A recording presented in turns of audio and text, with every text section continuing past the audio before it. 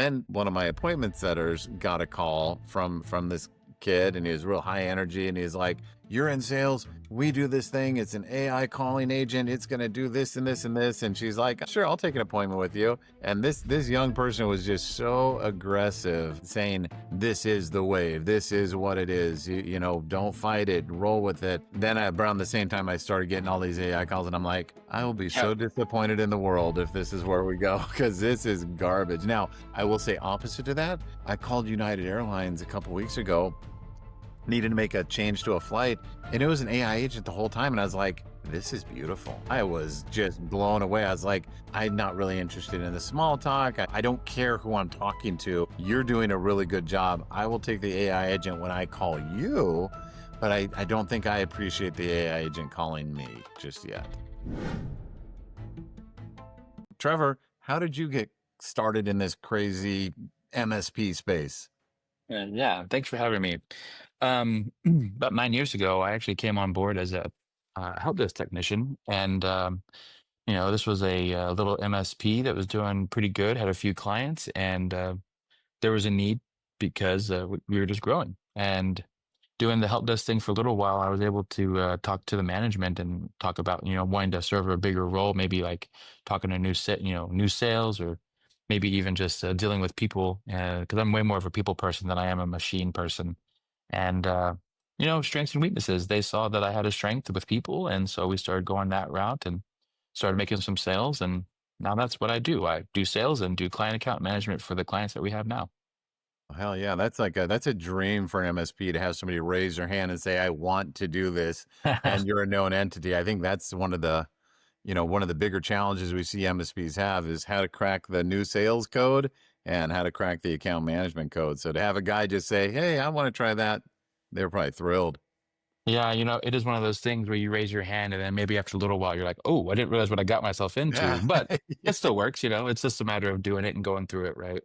I think the big thing for me is I have a love for people already, and I just want to see people happy and try to take care of them. And this enables that to make sure that happens. I want to make sure everyone's having a good experience with everybody, and it's good to have a good team to make it pretty easy.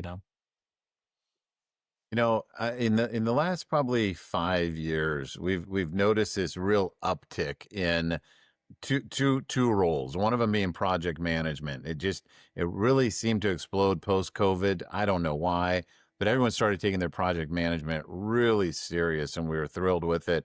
The other one was that account management. And I think everyone's kind of said the word account management for a long time, and the conversation usually stops with, what's a good QBR look like? And that's it. And then about 5 years ago, we started hearing, phrases like client success manager and account manager, and kind of what's the difference, and do I need this or that, do I need both of them? And we started hearing about client experience, and all really awesome topics. I wonder if you kind of have a take, or have you been hearing that client success management or manager role out there much? Have you been exposed to that much? Um, that's a good question. I will tell you, in times past, we've been a part of some peer groups. That was really beneficial. And it was really that client account manager term I kept hearing being tossed around. And so that's kind of what ultimately, like, I grabbed hold of it and like, well, maybe this is my role. But yeah, I think I don't really hear much about the success Yeah. managers, but the other part is like most of the time you just have businesses who maybe they have a hard time saying what they need to know in order to like get something done properly. And then by the time they figure out what it is they've got to say, they're really agitated and they've got to say it in a way that might seem harsh, right? I think the client account manager is the person that kind of keeps taking the temperature of that and making sure, hey, how are things going? Everything fine, picking up conversations, I mean, truly talking about their family. Hey, how's your family doing? Hey, I heard you guys were sick. You got to take a genuine interest in people, because that's when it comes down to it, we're servicing people, not just the hardware, right? And that's actually one of our core values around here is treat people like people, not machines. And it's really important to us to make sure that we're like talking to the person, finding out how things are going, because usually if you can get to that part, everything else is kind of easy. It might be work, but it's easier. Does that make sense? Yeah, makes sense to me. So one of the things that I get challenged with is, when I think of those two roles, bringing that up again, it's made it a little easier. When I think of account management, I think you got to sell more shit and you got to keep the client from leaving us. Like that's kind of like the core of it. Then I think of that client success manager and I say, well, that sounds pretty good too, where it's really around that does the client appreciate us? Do we show them enough love? Or is somebody to kind of intermediate between a problem they're having in service or a problem they're having somewhere else, and just really making sure the client is happy. And I love that as well. When you think of my definitions, they're not the only definitions, but and I think, okay, you got to sell shit and make sure they don't leave versus just make them happy. Where do you kind of live on that continuum of your role and what's expected of you? I I don't think I'm a good salesperson, but I'm a good like person, right? Yeah, yeah. But the other part of that is sometimes you've got to be able to hear some of the problems that they might be having, because then you might be aware of a solution that they can actually take advantage of, right? So like some of these things that are coming out now, we've got everyone talking about AI, got everybody talking about what Microsoft's products are and how they can help your business. We have to be able to understand those things, right? But at the same time, we have to understand what our customers are hearing the same things in the news. They're hearing all the same things in different reports. So we have to kind of educate them and let them know, one, to not be scared of it, what, right? And then the other is how can you use it to your advantage, right? You know, some people are really taking advantage of some of the images and image generation and how some of that stuff is with their marketing. And maybe not everyone wants to do that, but maybe there are mom and pop shops that don't know what they're doing and they want to try to figure out how to get into the game. Perhaps this is a stepping stone into that. But a big part of it is just you got to hear where the problems are. Because if you don't know what those are, then it's kind of like any relationship. There might be problems going on that are, underlying, and then finally they're going to come to a head and they're going to say, "See you later."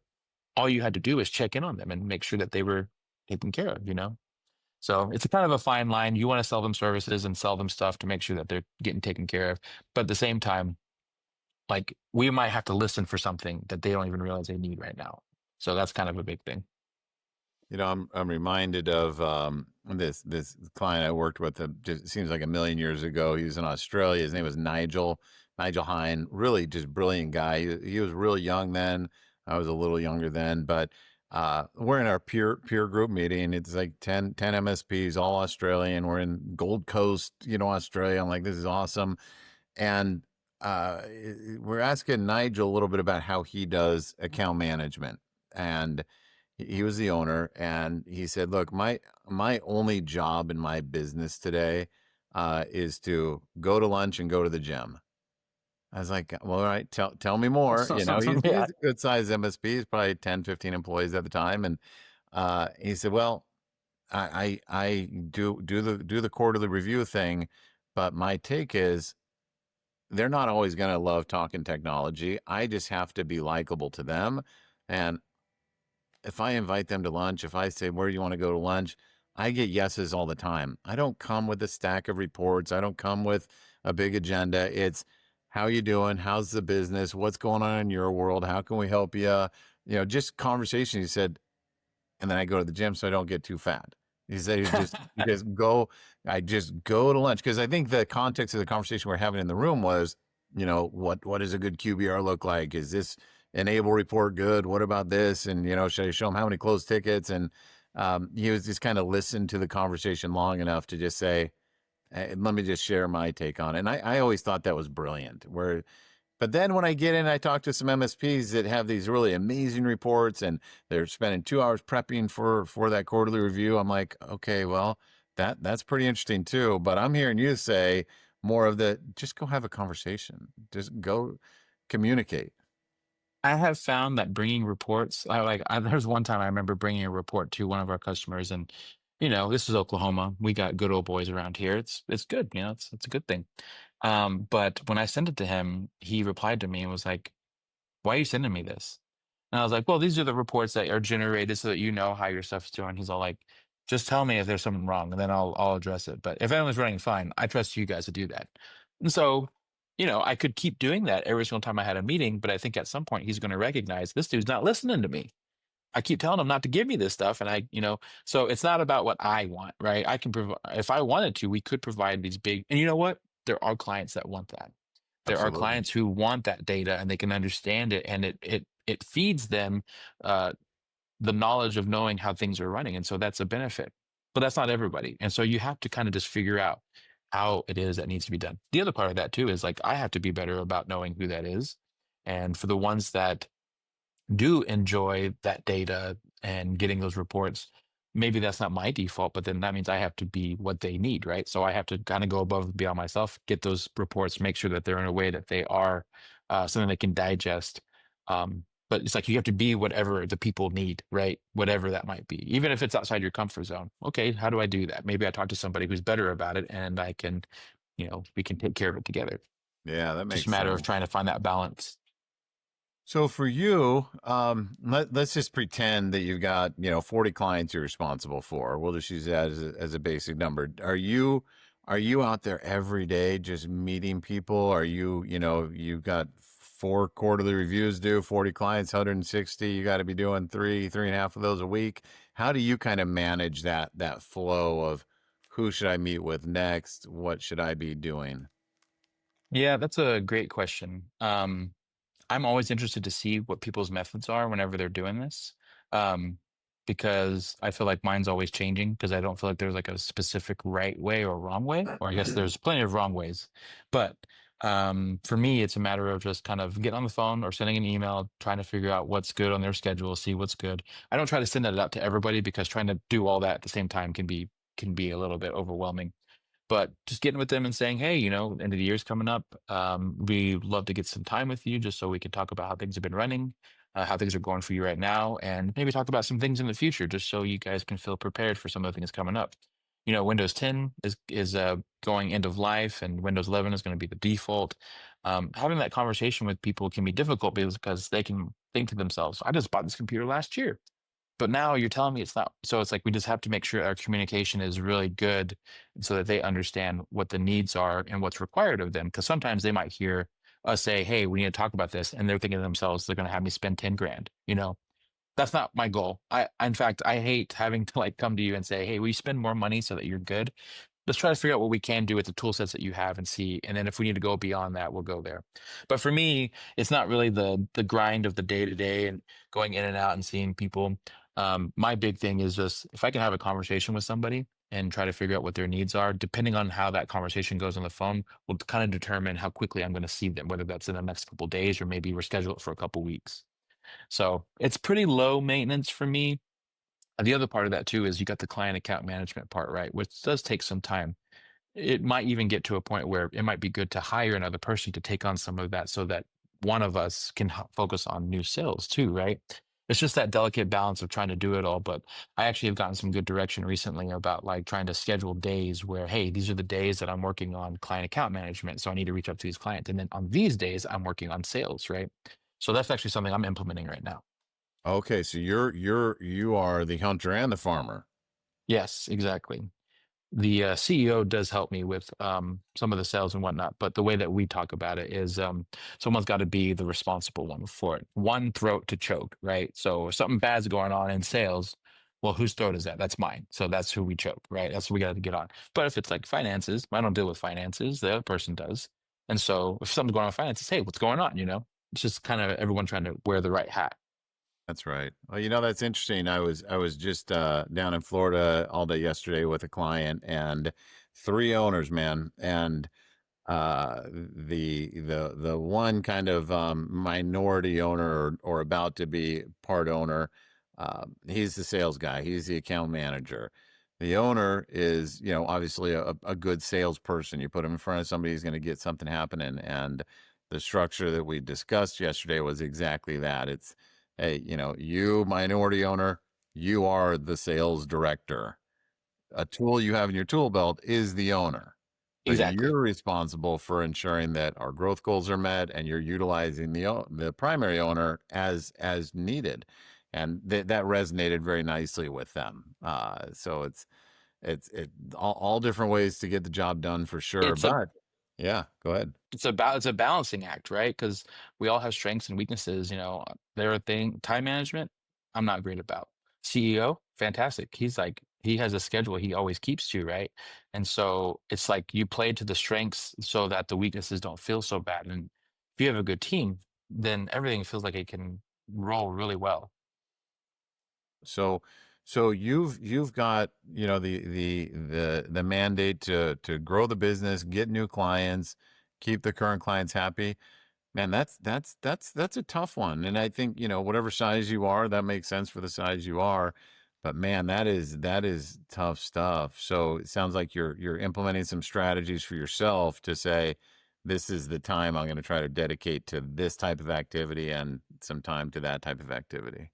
Yeah, it's the landscape is changing all the time. You know, before COVID had a whole another kind of way to do things and a certain way to run business. And then during COVID had a certain situation where you kind of had to maneuver things a certain way. And now since we're post COVID, there's the landscape's totally different. And not only that, but you have a lot of people who have gotten like really used to being a remote worker.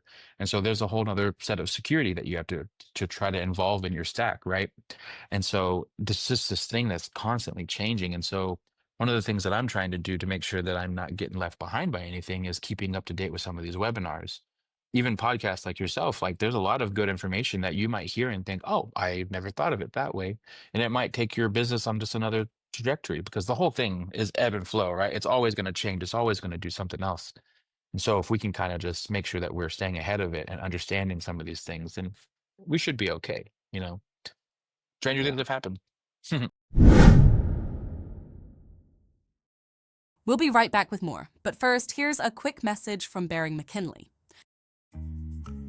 Most MSPs are constantly busy, chasing tickets, projects, and fires. But without structure, it's hard to know if the business is really improving. Vision from Bering McKinley is the system that helps you work on your business, not just in it. It connects leadership strategy with daily execution. Vision aligns people, process, and performance, creating clarity and rhythm from goals to results. And the Vision app brings that structure to life, helping you create policies, track goals, review KPIs, and collaborate with your BMK consultant all in one place. Behind it all, Jetson AI, your assistant inside Vision, helps you find answers, generate insights, and take action faster. With Vision, you gain visibility, accountability, and measurable growth. You're not guessing, you're improving. Vision, Jetson, and the Vision app, your path from strategy to results. Start transforming your business today.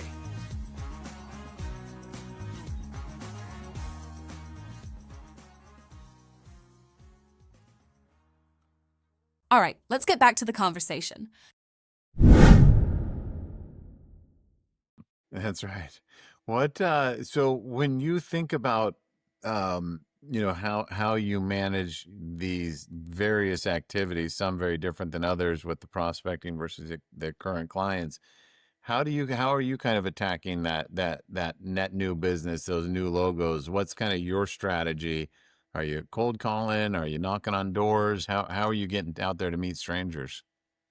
I have been doing the knocking on doors thing for a little while.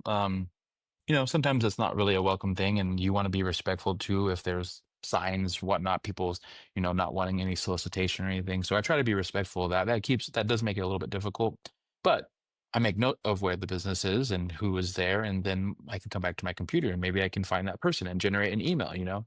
Um, there's lead lists and whatnot that you can get. I personally, I'm not big on lead lists just because it can be a little bit fluffy where there's a lot in there, but really you're getting like a really skinny actual people that you're trying to find. And Man, networking groups are have been really well as well. Also, I haven't joined any in a while, but um, it's been nice to be able to talk to other businesses. The only thing about going to networking events is that typically everyone there is kind of doing the same thing, and so really, if you go there with the intent of making a sale, it's probably not going to happen. But if you go with the intention of like kind of learning how their business works and how things tick, and then you might even hear about providers that they have, maybe they've felt like they've been dealt with a certain way with them. And so we have ways of like talking to them and trying to show them how things can be better. And so that's really all it is. It's always like trying to create a relationship and trying to find a different way to just take care of everybody. I don't think there really is like a one right way to do it, but I've heard people have a lot of success with cold calling because that's just a numbers game, right? I don't have the heart for cold calling. I'm too sensitive. And so if someone tells me, hey, I don't want to talk to you anymore, or you're really bugging me or whatever, well, that might ruin my day. So I'm just going to not do that, you know? But I've heard a lot of people who have gotten a lot of success with that. I think there is a way to do it. I've heard of people doing like just a churn where they're just doing dialers. They're hiring dialers to get people and making appointments. And I think there might be a benefit to that. I've heard of people having success with it. It's just not necessarily the way that we function as a group, you know? Yeah, it's tough, and I've been doing what I do a long time, so I've seen lots of different ways people attack this and solve this riddle, and some things just kind of persist as wow, that's pretty consistent good. Other things aren't so good. What I'm seeing out there right now is kind of a return to the knocking on the doors. It's you spend tens of thousands of dollars into your email marketing campaigns, and you know are people opening them? Are they reading them? Are they taking action? Probably to some small degree. Then there's the just a straight up cold calling, which it is a beautiful tool in the tool belt, but in 2025, you have to do it a little different than you did in 2020 versus 2015 and beyond. But there's a home for it. And I heard you when you said, the cold calling, maybe it's a numbers game. And I think there is some truth to volume. Mhm. But what we really observe is when that prospecting call is done very, very smartly and well, using kind of a kings calling kings mentality, we have outstanding results. It Ooh, I really, like that actually. yeah, I'm calling you as a peer, not as a subordinate trying to, hopefully trick you into taking an appointment with me. It's, Right. hey, I see you. I know who you are. I know what your business is. This is what we do. Would love to just meet and talk business. And if there's an opportunity for us to work together, great. If not, no problem. Can I get 10 minutes on the phone with you, or 10 minutes with you next week? It's beautiful, right? I It like works. that. That is a really positive way of kind of like coming in as equals, like, hey, Yes. we're selling business solutions that have had success for other people. And you seem like a business that's doing really well. I'd love to know more about it, because then you feel like you're kind of on that same page. I really like that. I'm learning things while being here. There you go. Well, it's and what it is kind of that opposite of the grind of the dialing over and over and over again.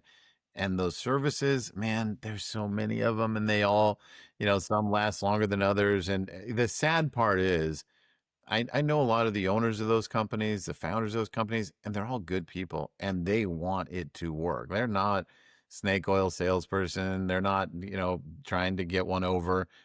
What we've observed is that there's not enough personal touch in there. If I want to sell my services, the person who's representing me has to really believe in me. They have to believe in what we do. They have to think highly of me, because what are they doing? They're selling me. All right. So if I hire a service, they're going to do their best, but what are they going to sell? They're going to sell goods and services. Do you have an IT provider? What's your network look like? How many users? Oh, you qualify. Can I get you to talk to Josh about how they can make your network better? That story isn't very interesting for many people. Yeah, so we've sadly, if I lined up 100 MSPs who've used one of those services and said, take a step forward from the wall if you would do it again, no backs would leave that wall, man. Yeah. It's a bummer, because it sounds like it should work. And of course, you'll hear the anecdotes of, they got me 15 appointments. I did this, I did that. It was great. There's no doubt that people have had some wins, but I think of it more like a slot machine, you know? Yeah, Yeah. it is a little bit. I mean, it's kind of just a gamble in terms like to your slot machine reference. It is Yeah. kind of just a gamble. And sometimes it works out really well, and sometimes you can set some really good appointments. But I don't know anyone I've talked to, it seems to be like a quick burn. Boom, cool, really good, but then like longevity of that, I know. maybe not as much. But Yeah. then some of that could be so many different factors too, not so much the person calling, but even the quality of the lead. Maybe they're getting people that they really shouldn't be getting, or maybe this old contacts, and it's not really on their fault. It's maybe the quality of what they're getting. So, and that's become like, I don't really try to fault anyone that sells those services. I get it. I mean, it's in theory, on paper, the math is correct. It would work. But to your point, the personal touch is a thing that people miss. I have in the past made a joke, but it is true. Like people will pay for the love. We live in a world now where AI is, people are generating their own emails, they're generating their own things that they can send out, but there's no personal touch in it, right? And so it can feel like just a mass produced thing. But then if you go up to somebody and tell them, like, hey, how's your business doing? Or hey, you guys got bringing on more people, when you start talking about somebody, that's their passion project, right? These people start these businesses because they're successful at something and it becomes their baby. So if you come in and just try to figure out a way to, hey, can I have a piece of your baby too? They're going to be like, no. But if they're like, hey, I see that your baby's having a hard time walking. Can I help you with that?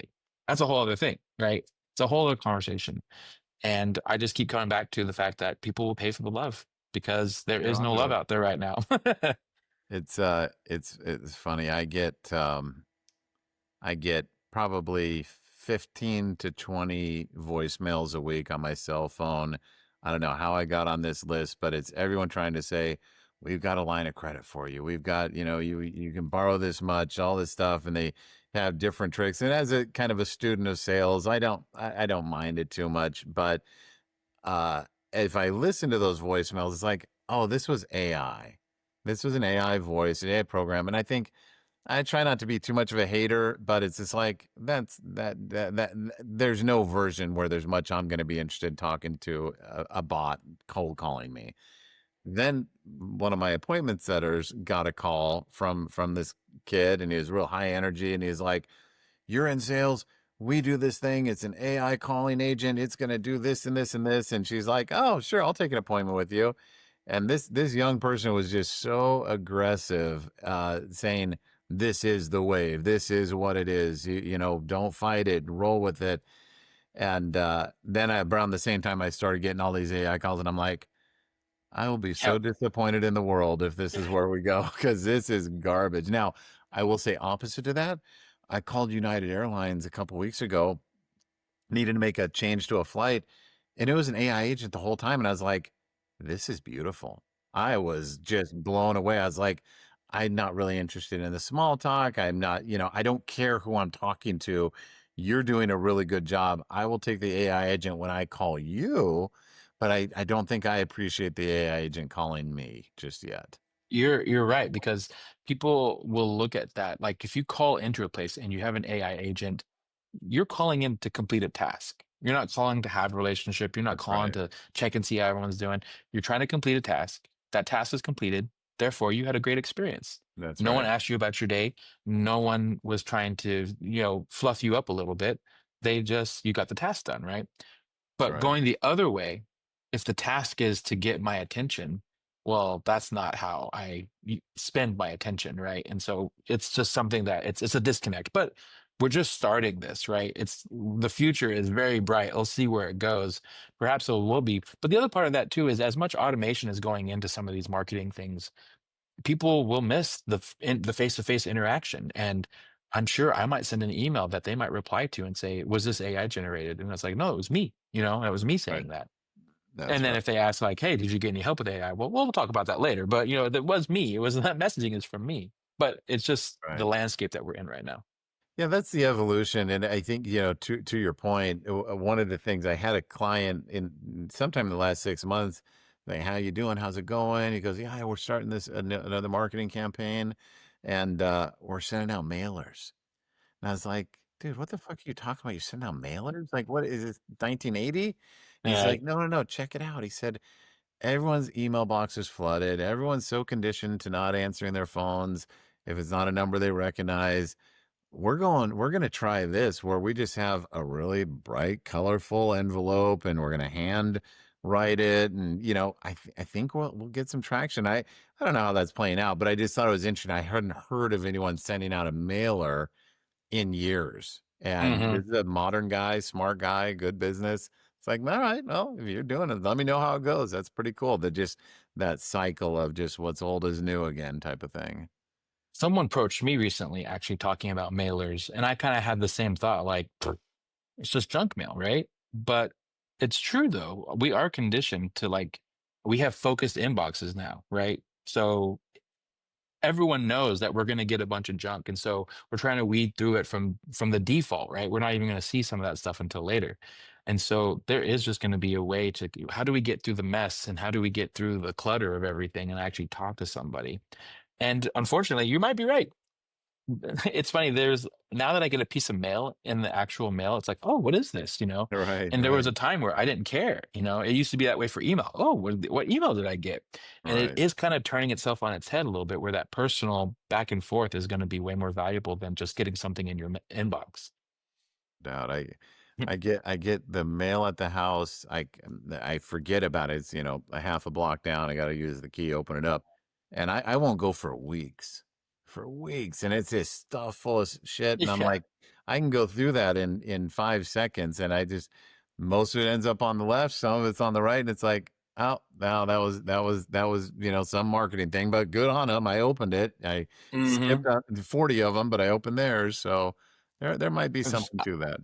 I've gotten some mailers here just for some different services, and I don't get the mail. Someone else gets the mail, but then it'll make its way over to me. They're like, "This looks really interesting. I thought you might want to open it." And yeah, it might be a marketing thing, but it got, if you want to get past the gatekeeper who gets the mail, well, it worked. It came to me. Yeah, It wound up in my hand. So there's something to that. There might be something to that. I think there might be. Well, let me ask you, Trevor, where you're in Oklahoma, is that right? Correct. Yeah, in Oklahoma Now, City. whereabouts? Yeah, right there, actually, Oklahoma City. We're like on the outskirts. We're actually closer to the western part of Oklahoma City. I went to Oklahoma City about, I don't know, 4 months ago, and I was like, oh, I was just gonna be there for the night. I was like, oh, what's cool food there? And I went to this place. It was the oldest steakhouse in Oklahoma. Cattlemen's probably. Yeah, dude. Have you ever been there? I have been there. Yeah. It's What do like you think of it? everyone that travels here is always like they need to go there. Yeah. I personally like other steakhouses, but Yeah, yeah, yeah. it is a local attraction, that is for sure. Oh, okay. Well, I was blown away. I went with a buddy of mine, and I was like, ordered all this food, and it was good, and get the bill, and I was like, holy shit, that's cheap. Like, I was so, yeah, I mean, for the price, it was awesome. Regardless of price, it was still good, and it was just Right. kind of neat and whatnot. But I don't know anything about Oklahoma City, so it was kind of So fun. I think for me, that place is really good, but it's also like everyone comes to town wants to go there, and I'm like, Yeah, okay, yeah, yeah, we can do that because that's the really cool thing about it. It's the atmosphere that it's in. It's in Old Cow Town, so like if you even walk around, you can kind of smell manure in the air a little bit. yeah, yeah, yeah. And so then you go to the place and it's very old and Western. And so the whole vibe of it is like it hits, it's perfect. Yes. But I will say the food scene here in Oklahoma City is amazing. Like in the last 10 to 15 years, there has been like little restaurant after little restaurant. And I think even one of them won like the best new restaurant in the country a few years ago.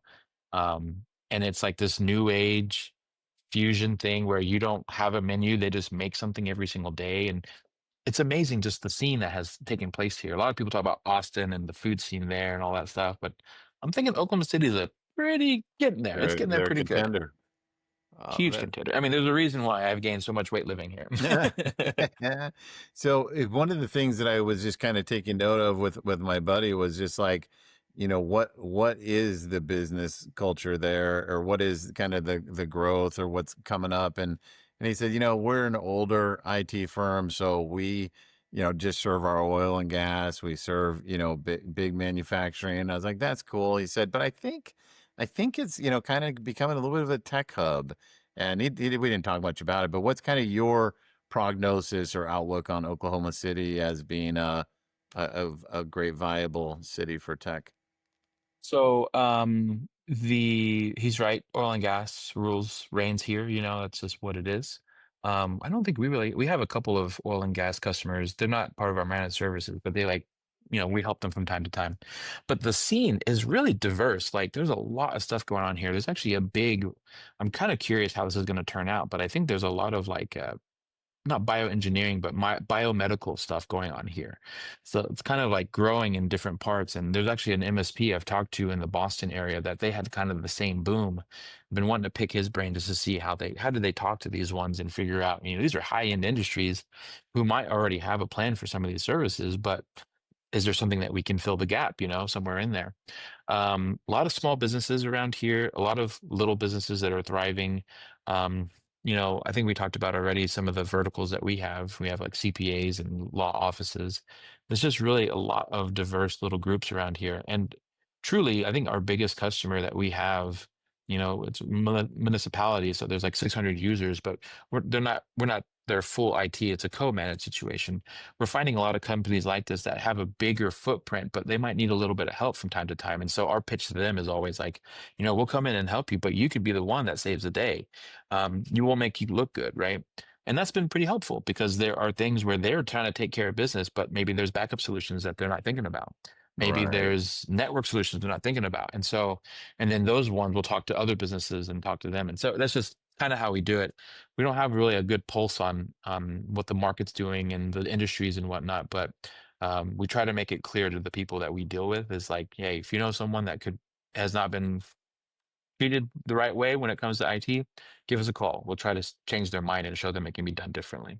There you go. Right on. All right. That's very cool. And so, yeah, man. Well, listen, I love talking to account managers, love hearing the different approaches that people are getting after it with. And you've definitely shared, some good information that someone will be able to pick up on. Before we started our recording, you were telling me a little bit about, some experiences you've had in YouTube or whatever.